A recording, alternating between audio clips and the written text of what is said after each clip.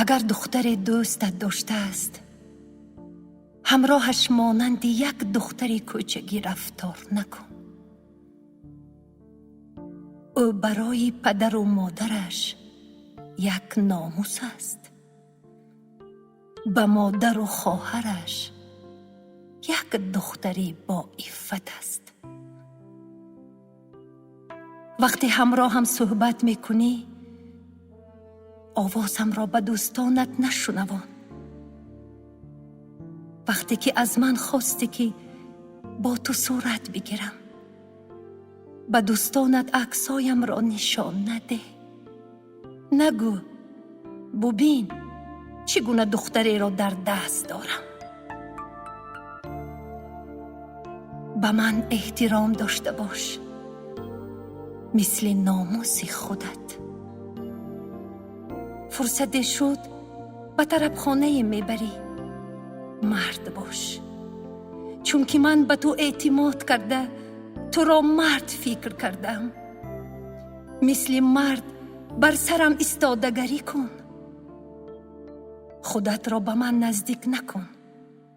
کار نکن که عزتم را پست کنی. دختر هستم، با یک گلم، جانم، عزیزم و قندم گفتنها هوایی می شوم. و اگر هوایی کردی، نگذار که زمین را ببینم.